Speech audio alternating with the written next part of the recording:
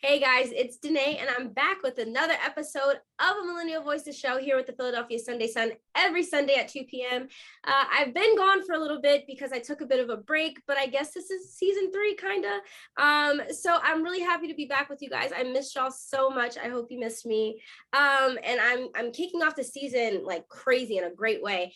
This week I have MoAndra Scott with me, and she is a sex and relationship expert. So we're going to be talking a little bit about her career, how she got to where she is now, how she started in social justice and now is talking about sex and relationships and doing things like that, and being kind of like a foremost authority, it seems, for different websites like Bustle and BuzzFeed and stuff like that, where they have her work or her words cited in it. Or she also has a podcast as well. So we're going to talk about how she went from social justice back in 2014 to where she is now. But with that being said, MoAndra, I'm going to let you give your little spiel and then we'll get into the show.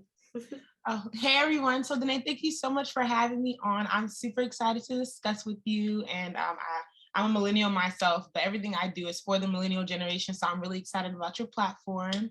Like she said, I'm a marriage and family therapist by trade, and I go as a sex and relationship therapist. And yeah, so I'm excited to dive in.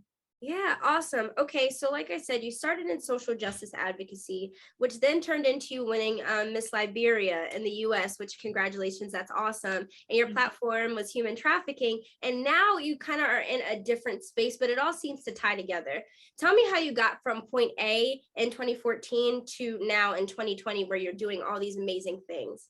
Okay, so I mean, the great thing about life is that even if you don't have a full plan, sometimes things seem to come full circle. So I think that my career and everything that's just been happening has definitely been the case. Right.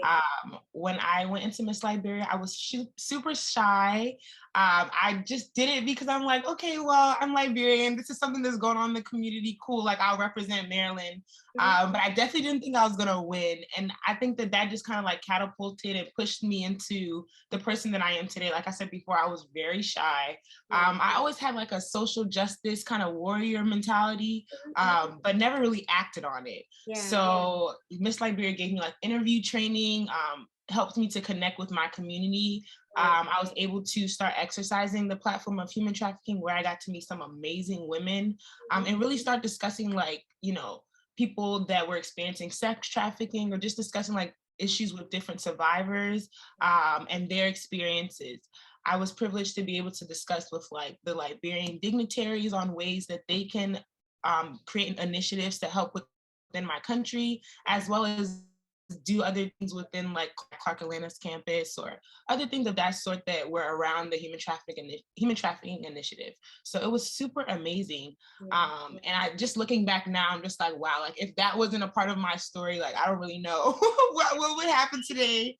But it was definitely like heart pulling work. And that made me explore like wanting to do nonprofit, or even like, okay, so you've spoken with these different survivors, but now what more can you do for them, or just in general? And that was like my first insight into kind of like the sex world, or the intersectionality of it. Okay. Yeah. I mean, I'm just thinking about this person who you describe as shy is now has a platform talking about sex. Like, what is that been like for you? Because I mean, what's that been like for you?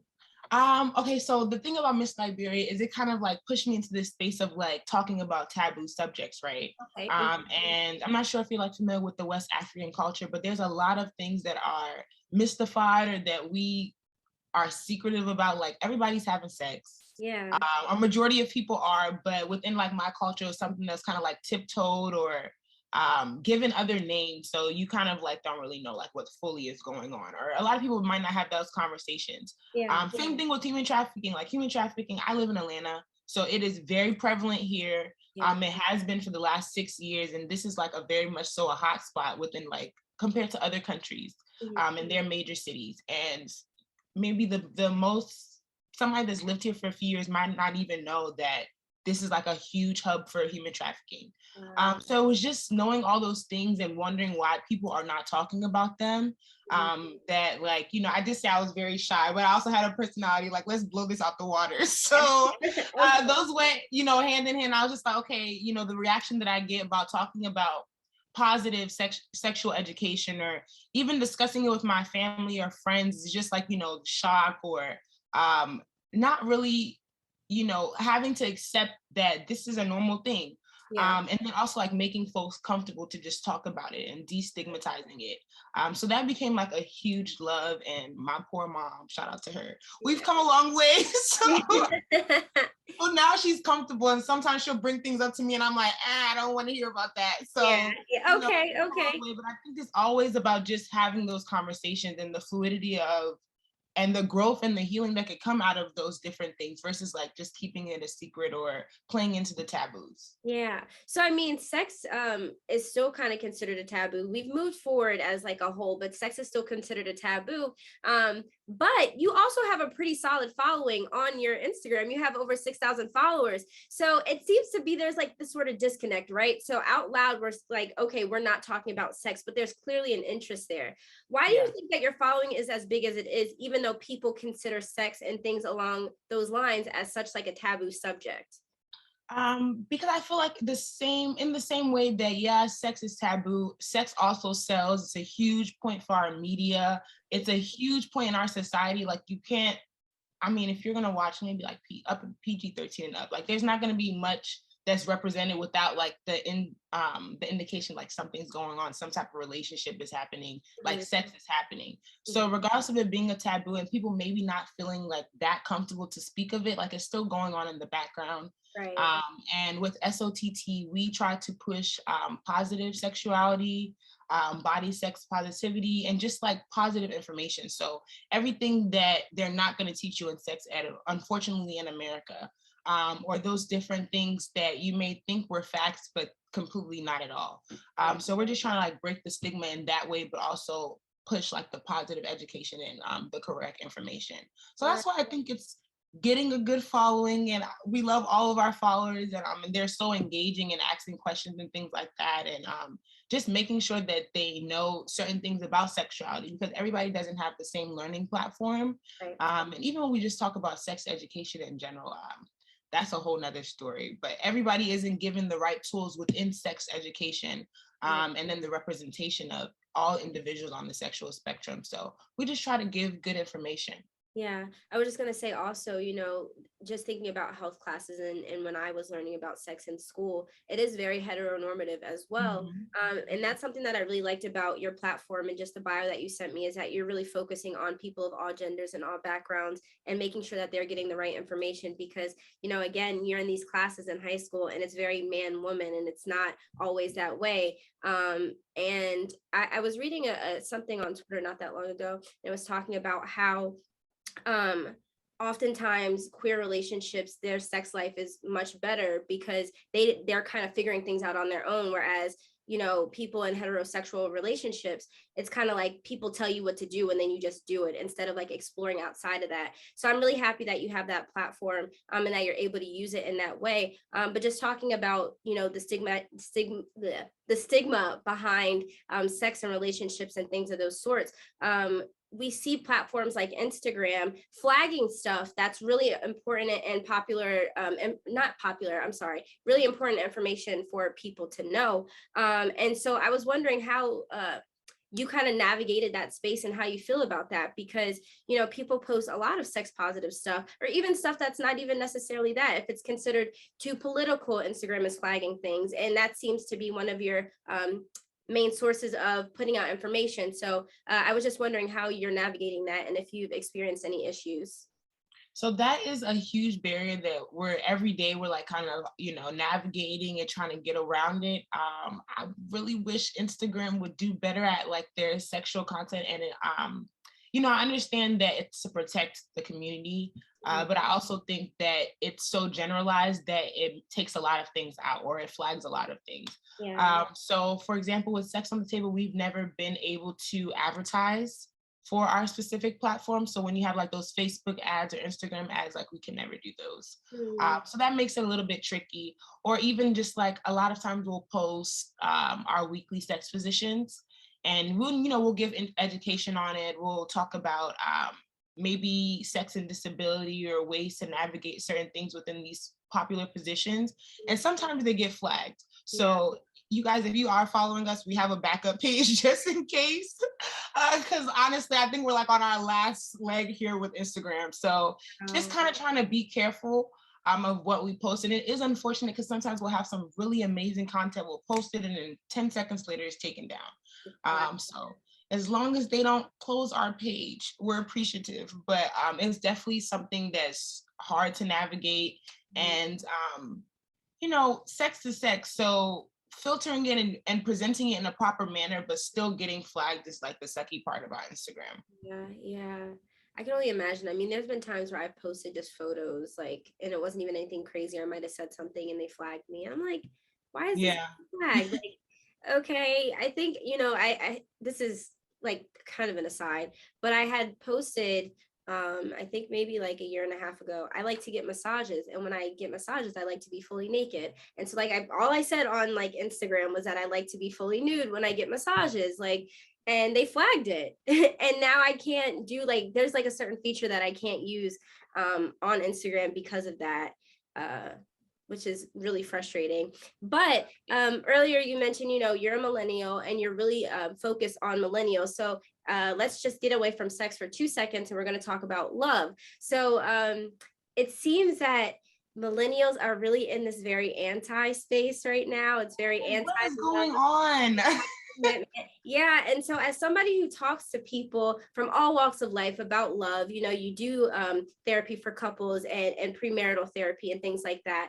What is your thought process on this? And do you think that there's a way that we can kind of fix this or mend the issue, because it seems to be getting worse? Yeah.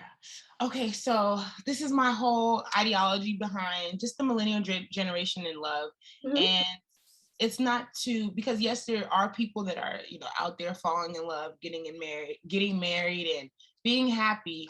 But I do think that there's an upward trend within the millennial generation just to kind of evade love, or there's all these other messages that are kind of being put into the bowl as well when you look at just like love. So I believe that because the millennial generation is a little sticky, right? So it's not like the Gen X, Gen Z, I think. Gen Z, shout out to them. Like it's not like the Gen Z generation where they started out on iPads and TV and technology. Like we kind of had like a shift, right? Yeah. So I don't know if you remember like CD players and all those things. Yeah. Okay, so like the cassettes, and we went from like not really being that digital to having a generation now that's fully immersed in technology. And then the next generation to come after that started off with technology. So yes, we've seen the other end of it, but I think that technology and social media has takes a huge part in just the way that we view love, because now everybody kind of gets to pour their opinions into love. And then we also have like these pushes of like toxicity or like, negative love or people's thoughts of what love should be. And there's a huge background or a huge following on that as well. Yeah. So I think that the millennial generation has just been getting a lot of different messages on love and relationships, paired with, seeing celebrities and other couples that are in the spotlight as well. And all of these things trickle into like you processing, okay, so what does love mean for me? Or how do I want to play in this kind of like game? Yeah. And I've been paying attention a lot to that in recent years. I'm huge on Twitter, and I think I always say I'm huge on Twitter. I don't mean I have a big following. I mean, I just really love it. I'm always tweeting. So I've been paying attention to the trends over the years. And I think for me, I'm 25, so literally the last year of millennial. And so for me, just like looking on social media, I remember there was a time where I was literally allowing my thoughts to be governed by what I thought love looked like based on what I would see on social media. So if I wasn't doing something, I felt like my relationship wasn't valid. Or if I was doing something, I felt like my relationship was or wasn't valid. And so because of that, that has a lot of detriments on relationships in general. But now, and even in the past few years, we see these like relationship goals, right? And it's like all you're seeing really is two people who seem like they really like each other, and they're on the internet and they're posting together, and now their relationship goals. And then if God forbid they break up down the line, now everybody's like, oh, I don't believe in love anymore. Like a popular example recently is Lisa Bonet and what is it, Jason Momoa, whatever.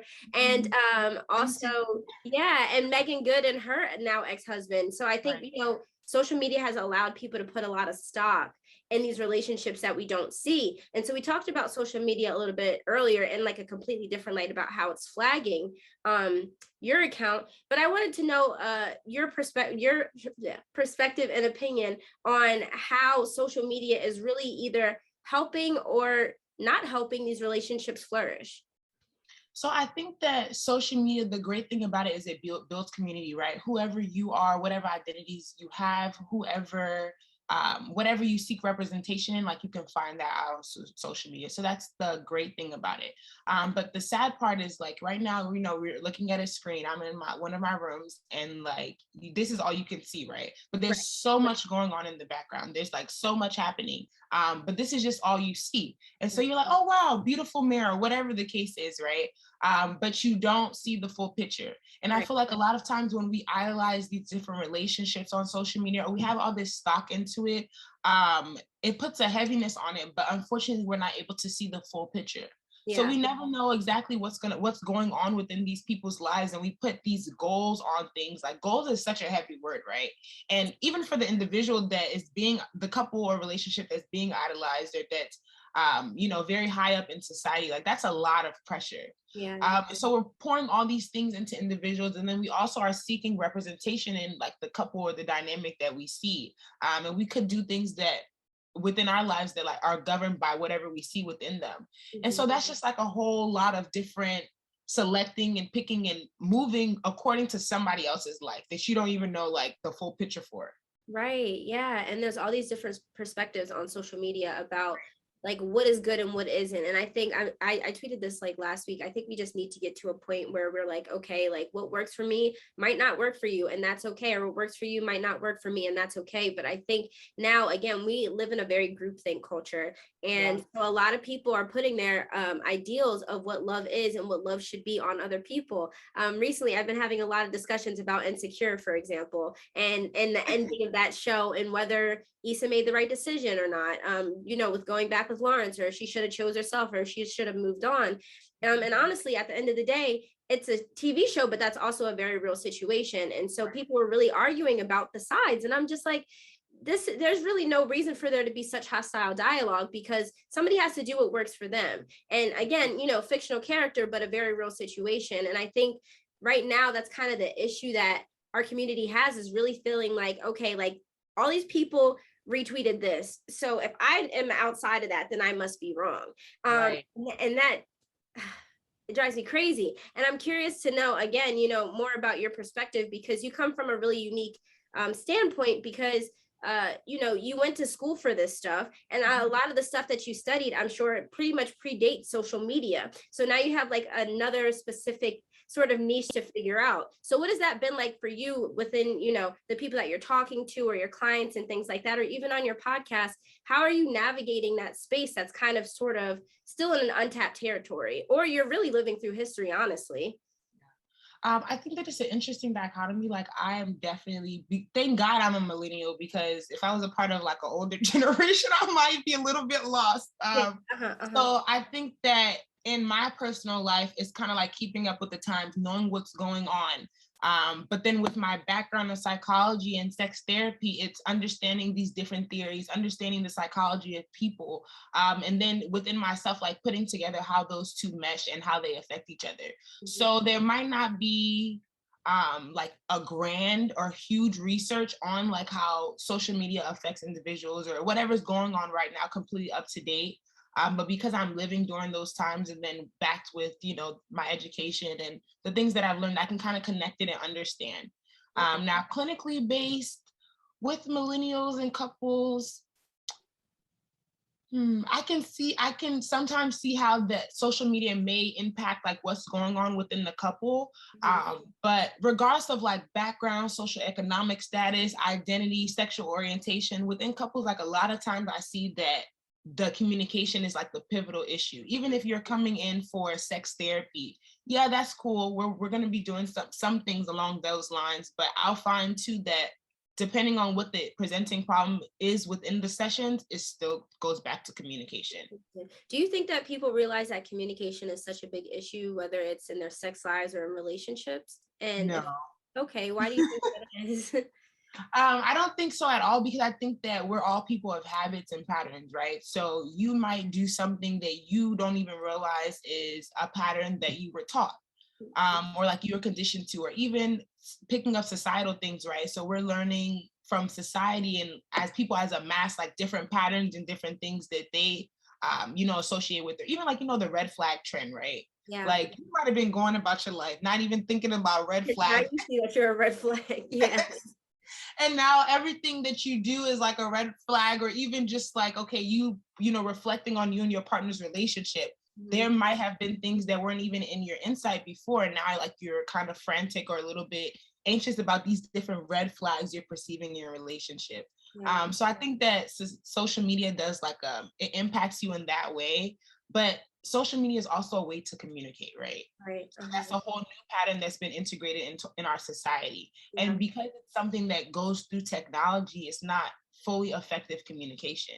Right. And if we're all communicating through technology, I think that certain patterns or certain things are lost along the way. And that always impacts like our relationships and the way that we communicate verbally away from technology. Right, right. And I mean, for me, I've definitely been a person who has reflected and been like, okay, maybe like I'm not as great as a communicator as I thought I was, or I'm not as intentional as I thought I was, or maybe some of the behaviors that I have are or have been toxic in the past. And that's really hard to grapple with. Yeah. Yeah, that's really hard to deal with. Yeah, definitely. And I think that it's always a realization, but, realizing, identifying, and then reflecting and just growing from that. So learning like positive tools. And that's why I push therapy so hard. And I really do believe in therapy and fixing and healing individuals, because you could change an entire generation with just working on yourself. Yeah. Even if it isn't like something huge, learning how to effectively communicate or learning like those blocks that you have in communication could like change the way your family dynamic goes forever in the future. Yeah. So I think it just starts with you, and it starts with identifying like that one thing maybe, and then working on that. But I always tell people that growth in general is like not a linear process. So hard, yeah. Not at all. And a lot of folks, maybe because of social media as well, they think that it has to go a certain way, or certain things have to happen, or certain things need to be checked off. Yeah. As humans, we have so many different parts of us and so many different moving things happening at once. Like you should just commend yourself for trying to break that small habit, or trying to push yourself positively in a little way. Yeah. Little steps. Right. Okay. So as a therapist, your job is to aid in other people's healing. But I'm going to ask you, how have your clients healed you or helped you heal? Wow, that is a great question. Let me sit up a little bit. I've never been asked that question. Always the goal. Yeah, like that is a really good question. So I guess I'll share this. One thing that, the new year has come up, and we're all in this reflecting process and figuring out like what we want to do in the future. So one thing that I've been thinking a lot about is like writing a book on perhaps like my journey through therapy, and in connection to like how some of my clients' experiences have transformed me. Yeah. So therapy has made me a huge believer of anything can be fixed. Okay. The craziest things can be fixed. Yeah. I just believe that with that comes needing to be fully committed. And if you are working with like a family system, like let's say you're in there with a couple or your brothers and sisters, whatever the case may be, each individual just has to be committed to the process. Yeah. But I think that therapy has shown me like the beauty within the human experience. I always tell people like, I just imagine myself as like a collector of experiences, right? So I don't believe that therapy is a time where they come sit with you and you tell them yes or no or what's wrong. But there's a lot of times that we don't have relationships where somebody is just fully listening to you. Yeah. And kind of, holding the mirror back and reflecting that in order to deepen your experience. So I think it's very unique in that way, but also as the person on the other side, the client is like learning and taking in and expanding. I believe that, a therapist could do that as well. And that's definitely been what's happening to me. Because sometimes, in therapy, we learn about like countertransference or transference, which is basically just your client experiencing something on their end that may possibly trigger you with your own personal stuff. And people really don't think about like the therapist experience in the room. Because yes, it is about the client, but we're not robots, we're people as well. Right. And so we may experience different things or even triggering things off of what you have going on. But for me, the beauty is in how, you think that your life is crazy or that you may have this huge problem or whatever it is. But therapy is really teaching me that humans in general just have like so many experiences. But I think the beautiful way is how they overcome things or how they are transformative in their process or how they even, maybe change an entire family based off them just working on themselves. So that's just been beautiful. I'm a huge crybaby. So in therapy, I'm just like, oh, remember when you came in 6 months ago? Wow. And granted, it might not be an experience that I ever have in my personal life, but just sitting there, taking the passenger seat to see another individual like work it out and really like be triumphant over it is the biggest learning part for me. Okay. So just to talk a little bit about this transference that you just mentioned, you're sitting in these sessions with different people who have different issues and different problems and things like that, that sometimes, like you said, you might not relate to. Being in that space, how do I want to phrase this? Being in that space, has it ever been an instance where it was just something that was completely left field for you, something that you like didn't understand? And if so, like, how do you remain objective in that standpoint? Or if you're listening to a couple arguing or somebody, does something that you really don't agree with, how do you remain objective in that position? Because like you said, you're not a robot and you have feelings and you are thinking things about things outside of just your work. So how do you remain objective so that you can make sure that you're aiding in your client's growth and also, getting them to the next step? Okay, so first and foremost, I have supervision. Most therapists, depending on what process they're in, they will have supervision. And supervision is just like where you have a senior therapist discussing your clients with you and your caseloads with you and anything that you may be experiencing from the session. So if I ever have anything that comes up, and it rarely comes up, I don't have many experiences where they're like my life per se. But if I do or anything comes up, like I run to my supervisor, like, hey, okay, so this happened and we need to talk this out. Right.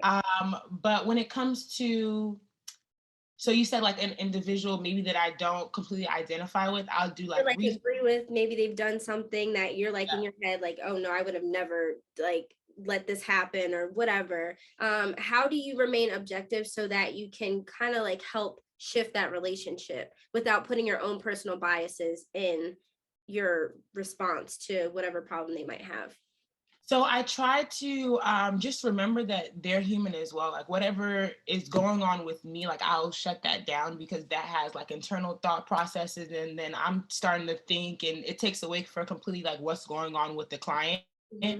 So just being like present in that moment, and making sure that I stay grounded with knowing that whatever feeling is coming up for me, like whatever I have going on, at the end of the day, like this person deserves to have their story heard. Not only because like they're paying you to do that, also just because like, you never know where you could help this person or what's going to turn out from you just being able to listen without judgment. Right. So that always helps me stay grounded. But I've definitely had some instances, definitely like in the beginning, where I was like, oh no, like this is gonna be tough, or this is really playing on like some issues that I have, or like this person is like a huge like what's the word? Like I'm definitely a feminist. So this person is completely opposite of everything that I stand for. Like what the heck? But there's definitely been like growing moments in that where I've had maybe some clients that are from that point of view, and those ended up being like my favorite clients. Or, Okay. somebody else might say like, how could you even stand to like sit with them? Yeah. But when you just take off all the different layers and all the different things that separates us as a society and just realize like this person is human too, you can hear their story. Mhm. You can empathize with that. And I think that you're still able to help them heal from whatever it is. Right, right. So just on the topic of growth, as I mentioned in the beginning of the interview, you've been featured in Bustle and BuzzFeed and Voyage Atlanta, correct? And other people like that a couple different times. And also, again, I mentioned you have this podcast. So it seems like you really, really know what you're talking about, and just like talking to you, I'm like, oh, okay, she knows her stuff. You went to school and everything. Um, there's like so many things that I have in mind that I want to ask you. Take your time. How, thank you. How do you, again, remove yourself from a situation to be able to give people advice, not necessarily your clients, but now we're talking about publications and podcasts, which is a bigger platform. So how do you remove yourself from that and give advice in a way that makes sense for just people in general, and that's not so specific? Because your work is really specified for the people that you're talking to. But when you're talking of the BuzzFeeds or you're talking to the Voyages and people like that, the advice that you're giving is really for an entire audience. So how do you reckon with that? So I like to just think of like whatever topic or whatever advice that they're giving. Like one of my huge missions in my work in general is just to be inclusive of all the experiences. Mm-hmm. So not to specifically have like a heteronormative perspective on whatever advice I'm giving for the topic, but really think back and say like, hey, are there any stigmas that are affecting this topic based off what you're saying? And are you going into those stigmas? Or are you kind of looking at it from like an overall perspective? Right. And I really try to, because different people fit and agree with different things. Mhm. And so yeah. Okay. So do you always take the advice that you give? Haha. No. That's real. That's real though. Absolutely not. Yeah. So MoAndra, or my nickname's Mo. So Mo is completely different than therapist Mo. Like I said, I still am shy, surprisingly. But I think there's, like I always tell people, there's different levels to this. So me wearing my therapist hat is different than like me regular life. Like, yeah, I know all the communication tools. Like I've done school for this, I've done these different things. But it's kind of like when you're driving and you're on autopilot, you're like listening to your favorite song. Like if you know where you're going, you don't need the GPS. Yeah. So kind of like that. Okay. But sometimes just depending on whatever emotions I'm feeling or whatever's going on, I'm able to bring those tools in. But I always like to tell people, like, give therapists grace too, because we're not perfect. I would hate when people say like, I expected X, Y, and Z because you're a therapist. Yeah. Like, if you're a cashier, are you calculating 24/7? Like, Exactly. or if you're a lawyer, like, do you always want to defend the people? Yeah. No. Do you think about those rules predominantly like every day? Like not necessarily. I'm sure lawyers still get traffic tickets and stuff. Yeah, I'm sure. So Yeah. just that mindset, like we're just people, I'm just human. But because I know better, I do try to do better. Okay, good. That's but I think that everybody's a work in progress, and so am I. So. Absolutely. So do you find that you're always on the clock? Because, the two things that people especially in our age range, talk about is relationships and work. And so relationships are your work. But aside of that, you also have your own personal life and your friendships and things like that. Do you find that your friends are often asking you questions about relationships and kind of coming to you for relationship advice? Yeah, all the time. So I think that especially people that haven't been in therapy per se, or been in like therapy, that they like to have a different perspective of therapy.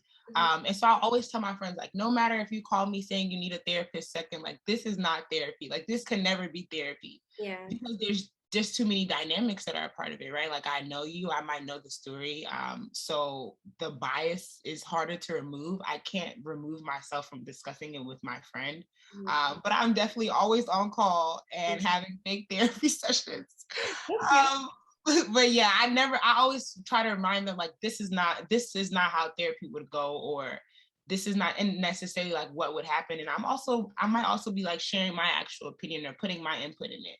which Yeah. I won't technically do in In therapy. therapy. Yeah. Yeah. Okay. And so one of the words that you mentioned was bias. And when it comes to relationships and specifically like romantic relationships and then the platonic relationships that we have outside of that, people always have an opinion. You know, if you get in an argument with your partner, if you guys break up, whatever, somebody always has something to say. And one of the articles that you were featured in that I really liked was the Bustle article about possibly going back to an ex, right? And so or getting back together with somebody. And so that really I feel like has been a huge topic lately too, just going back to social media, because everybody's like, don't go back, don't go back, don't go back. It seems that you're not necessarily one of those people though. So can you speak to that a little bit? Because again, you know, our millennials and toxicity seem to kind of unfortunately be hand in hand when it comes to And relationships. yeah. So I would love to hear your perspective on that and why you chose to be a part of that article. Okay, so I definitely, even with we talked a little bit earlier about like the insecure episode and everything that goes on with, you know, Issa and Lauren. And so I definitely think that that has been like a conversation within social media.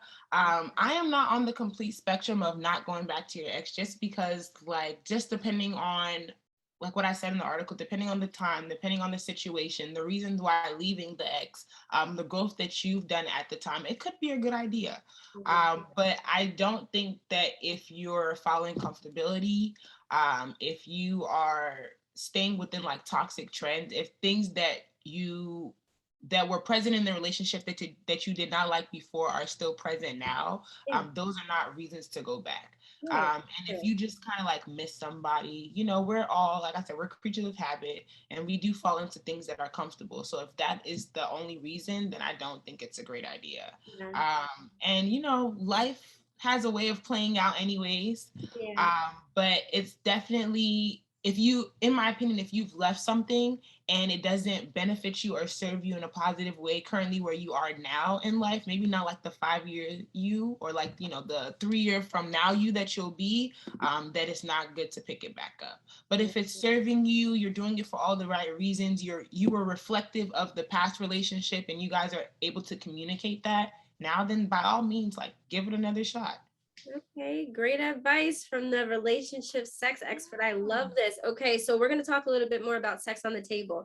Tell us a Okay. little bit about what that is and kind of how you formulated the idea to start something like that. Okay, so Sex on the Table started off when I was in grad school in Philadelphia. I went Okay, to sorry, Thomas where'd Jefferson. you go? Yeah, I went to Thomas Jefferson. So Oh, I was there for a little bit. awesome. Uh-huh. Yeah, so it started there. This was my first time really being exposed to like so many dynamic people within my field, right? So Thomas Jefferson is their couples and family program is one of the founding programs within like the marriage and family field. And so they have a lot of connections with people that like kind of made theories or established them or like worked with somebody that worked with them, even though they might not still be here. So that just kind of blew my mind. I was like, wow, I have to make some type of platform to like get these people to start talking. I had amazing supervisors and they were just teaching me so much. So I wanted to bring that into like a podcast setting. Where it was just going to be like Mo and friends, and just kind of talk, you know, with people or with my supervisors, my professors, whatever, on the things that they're like soapbox things, the things that they're passionate about, that they feel affects the millennial generation. Now, I have a very, very sharp business mind. So when I started to explore and just like think about all the different ways that Sex on the Table could actually connect, I decided to make it like an umbrella company. And sell sex toys on there. I learned like sex toys was the huge industry that I wanted to get into. Yeah, we tried a YouTube channel to have a blog. So then I just wanted to make the accessibility of sex different. I just wanted to make like the accessibility of sex easy in different platforms. So if you're a reader, like you'll have a blog. If you like to like listen to audio, you'll have a podcast. And all that turned into like different ways that you can understand your body better, maybe, and then you can shop with us. So that's how everything kind of came about, and it came together in a nice little beautiful bow. But that is just the overall thing that we just want to create a positive blueprint for sex, love, and relationships within the millennial generation. And I think that within our generation, like we have so many other things available that are not pushing like healthy love, healthy relationships, healthy sexuality. So I wanted to be like the catalyst in that. Yeah. And I know, I think maybe this was before we got on, but I was talking to you about Bell Hooks, who, unfortunately recently passed away, and how much she talked about love. And that's one of the things that she talked about in her book, specifically all about love, is how we have these really false representations of what it looks like to be in love or what it looks like to have sex. Why is sex always super aggressive in the movies? Why is the woman always running after the man in the movies? And why is she the only one that's pining? So I'm really happy that you're kind of working to dismantle those sort of really negative ideals and objectives about what love is, because I think that's why we're so lost. And you said this at the beginning of the call, and I completely agree, that it's so much information, it's so much varying information and different information that people are getting, that it's just like, okay, I'm going to try to do all of this, which isn't accurate, because then it becomes toxic. It's like you're doing this thing, but it also contradicts this thing. But you're saying you love the person, but do you really know what love is? And that's like such a heavy question. What is love? Is there a way to define it? And if you can define it, what does that mean? And is there an umbrella definition, or is it individualistic? So I'm really happy that you kind of are dedicated to dismantling that in your work. Is there any other scholars in the topic that you would recommend people to look at or look for? Because like I said, there's just so much misinformation. Um, So I have two favorite people. Okay. I want to say their mom. Favorite is a heavy title. So I'm just like, okay, I want to give you guys the best. So these are two people that I aspire to be in like the field of sexology or just sex in general. And they're also pushing like positive love and stuff. So the first person is Esther Perel. Okay. She has amazing books. Esther Perel is like kick-ass, like no nonsense, just to straight tell you what it is. And her books actually helped me form my thesis for my master's program, which was about reviving a relationship after deep infidelity, excuse me. So just imagine like as a master's student and working with a client that had that, like in society, we learn like infidelity is a big no-no and you could never come back from it, especially depending on how like big it was. And so just me kind of having that, schema in my mind as like a regular person and then training as a therapist, it was a huge shocker. And that's why I say like now I believe anything could be fixed. But Esther Perel has a book on infidelity and discusses like how to come back from that. And even her perspectives on just like life are very interesting. So I believe in this book, she discusses like the perspective from the actual cheater. And why they're not such a bad person. And so Esther Perel will always have work that like challenges the perspective that you might initially identify with. And she does great work on positive tools and healthy communication. So I just love Esther. And then my second person is Shamboody. She is, I believe, have you ever watched Too Hot to Handle on Netflix? No, but I've heard of it, but I've never seen it. Yeah, so she was on there.